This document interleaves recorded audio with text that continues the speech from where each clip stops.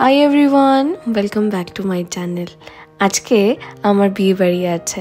আমি আগের দিন বলছিলাম না, শ্যামবাজারে গেছিলাম আমার ব্লাউজ দুটোকে একটু ঠিক করাতে। আজকের বিয়ে বাড়ির জন্যই ঠিক করাতে গেছিলাম। আসলে আজকে আমার জ্যাঠতো দিদির বিয়ে, মানে আমার নিজের জেঠুর মেয়ে। যেহেতু আমাদের সকাল থেকেই নিমন্ত্রণ, তাই একদম সকাল সকাল উঠে আমি স্নান টান করে এখন স্কিন কেয়ার করে নিচ্ছি। রাতে মেকআপ করব বলে এখন আমি কোনো রকম মেকআপ করব না, মানে একটু কাজলও পরবো না।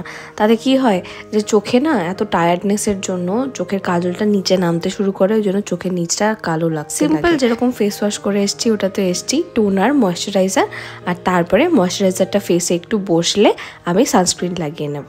আর হাতের শাখা পলাটাও পরছি।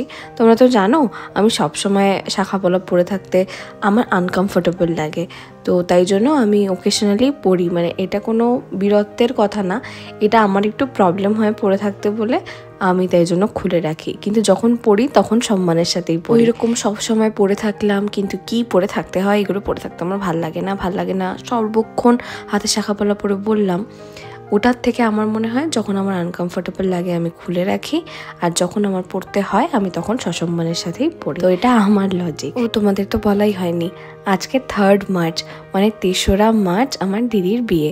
এবার এই দিন থেকেই উচ্চ মাধ্যমিক শুরু হয়েছে বলে দাদাভাই আজকে সকাল থেকে যেতে পারলো না।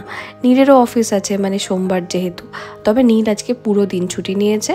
তবে আজকে একটু দেরি করে যাবে, ও আমাদের সাথে যাবে না, ও বাইক নিয়ে যাবে। একদম সকাল সকাল রেডি হচ্ছি, আর গায়ে হলুদও থাকবো, সুতরাং সানস্ক্রিনটাকে কিন্তু আমি একদমই ভুলিনি। আর তারপরে অতি অবশ্যই লিপস্টিকটা একটু একদম ব্ল্যাঙ্ক লাগে, তাই শুধু মেকআপের মধ্যে আমি লিপস্টিকটাই অ্যাপ্লাই। আর আমি হলুদ রঙের শাড়ি পরবো, যেহেতু আমি খুব একটা ভালো শাড়ি পরতে পারি না। দিদি আমাকে শাড়ি পরিয়ে দেবে, নিচে যেতে হবে তার জন্য। দিদির ঘরে আমি সকালেই শাড়িটা রেখে এসেছি। তোমরা বলছিলে না যে নীলকে বার্থডেতে আমি কি গিফট দিয়েছি।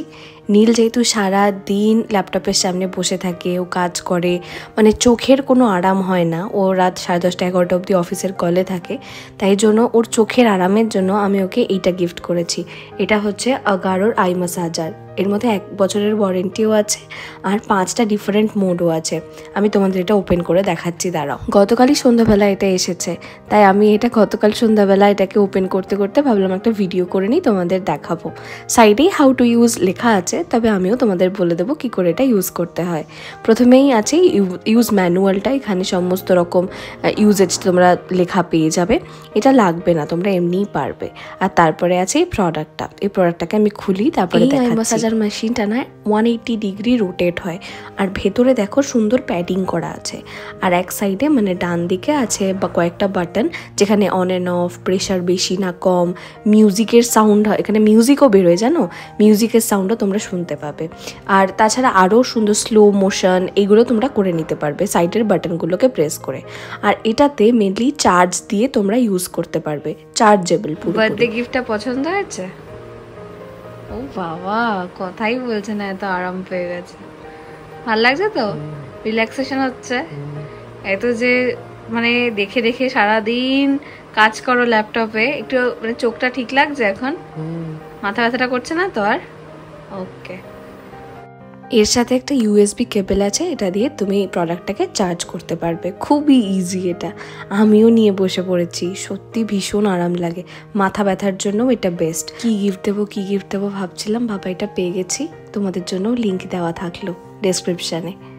বাইরে এখন থেকেই যা রোদ, বাপরে বাপ, মে জুন কি এপ্রিল থেকেই যা গরম পড়বে তার আঁচ আমি পাওয়া শুরু করে দিয়েছি। কি জানি না, আমার গরমকালটা একদম ভালো লাগে না।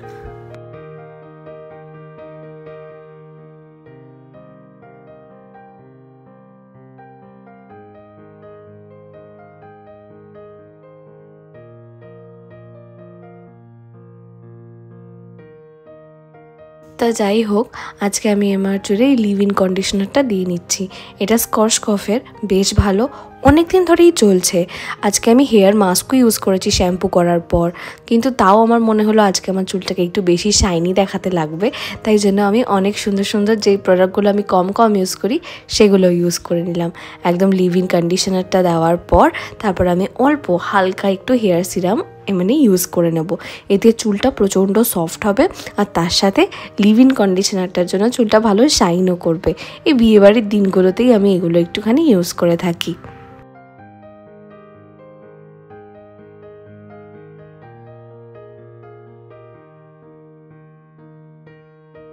আর এই ব্লিঙ্কিটের ব্যাগটা রেখেছিলাম আমি আজকে এর ভেতরে করে আমার মেকআপ প্রোডাক্টগুলো নিয়ে যাব। সন্ধ্যাবেলা সাজতে হবে না আগে থেকেই, তাই জন্য রাতে গুছিয়ে রেখেছিলাম আজকে এটা নিয়ে যাব। আমি তো আমার সব কিছুই পরে নিয়েছি। নীলকে এবার নীলের এনগেজমেন্ট রিংটা পরিয়ে দিই। ও বেটা কিচ্ছু পরে থাকতে পারে না আমারই মতো, তাই জন্য এই বিয়েবাড়ির দিনগুলোতে আমি ওকে এগুলো পরিয়ে দিই। নীল তো ঘুমাচ্ছে, আমি ঘুমের মধ্যেই ওকে আংটিটা পরিয়ে দিচ্ছি। চলো এবার বেরিয়ে পড়েছি, শাড়িও পরা হয়ে গেছে দিদির কাছ থেকে। দাদা ভাই আমাদের বেলঘরিয়াতে ছেড়ে তারপরে ওখান থেকে স্কুলে যাবে। আজকে থেকে তো এইচএস, তোমাদের বললামই কত দায়িত্ব থাকে। আজকে বেলঘরিয়াতে গিয়ে উঠবো হচ্ছে দিদি ভাইয়ের শ্বশুর বাড়িতে, মানে দাদা ভাইয়ের নিজের বাড়িতে। ঠিক সেই মতনই দাদা ভাইদের বাড়িতে চলে এলাম। দাদা ভাইদের বাড়িতে আসলেই আমার একটা কথা খুব মনে হয়, আমার অনেক ছোটোবেলার দিনগুলোতে দাদা ভাইদের বাড়িতে এসে আমি রান্নাবাটি খেলতাম। এখন দাদা ভাইদের বাড়িটাও মানে রং টং করে অন্যরকম হয়ে গেছে, আর আমারও অত আশা হয় না। ছোটাই আর ছোটাইয়ের ভাই দুজনে মিলে খেলছে এখন এইদিক ওদিক, কতদিন পর ওদেরও তো দেখা হলো বলো। আর আমি ওখানে গিয়ে শাড়িটা আরেকটু ঠিকঠাক করে নিলাম।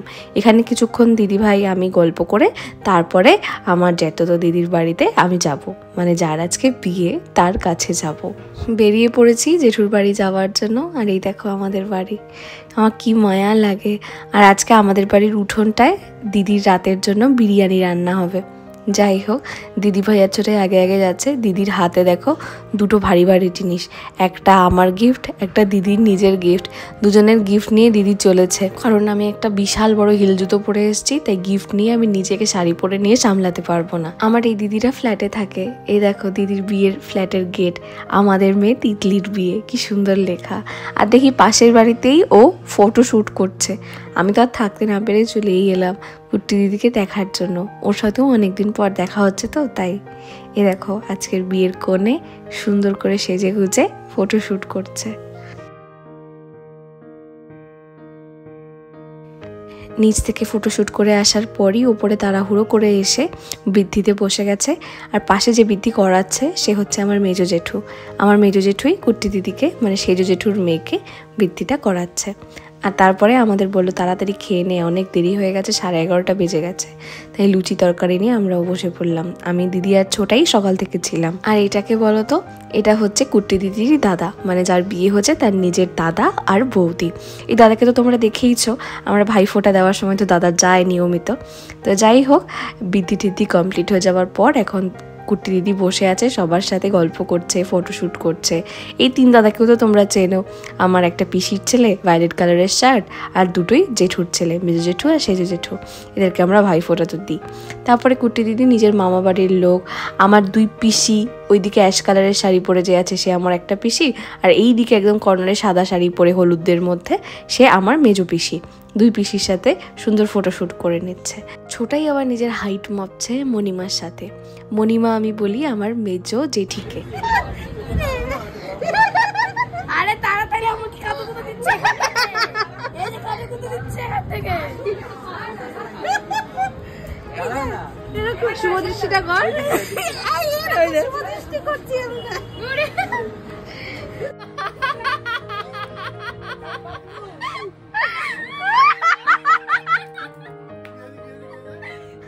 আর কি রোদ, ছাদের মধ্যে কোথায় গেলে যে একটু ভালো ফটো উঠবে সেটাই বুঝতে পারছিলাম না। বাট স্টিল এত সুন্দর একটা জায়গায় ফটো তুলবো না, খারাপ আসুক ভালো আসুক, তাই তুলেই নিলাম। আমি পরেছি একটা হলুদ রঙের গাদোয়াল, এটা আমি বিয়ের সময় কিনেছিলাম আমার। আজকে নিয়ে সবে 2 বার পরা হলো, তোমরা বললে আরও পরবো। দিদির সাথে আমার ব্যাক ক্যামেরায় ফটো তোলার জন্য ছোটাইকে কতবার বললাম, ও কিছুতেই তুলে দিল না। শেষ পর্যন্ত আমাদের অগতির গতি হচ্ছে সেলফ ক্যামেরা দিয়ে ভিডিও করা বা সেলফ ক্যামেরা দিয়ে ফটো তোলা, তাই করলাম। ওই দেখো দেখছো গায়ে হলুদ এসে গেছে, গায়ে হলুদের তত্ত্ব নিয়ে বরের বাড়ি থেকে লোক নামছে। এইটা যে কিসের একটা আনন্দ আমি নিজেই বলে বোঝাতে পারবো না। আমরা তাদের নিচ থেকে নিয়ে আসতে গেছিলাম।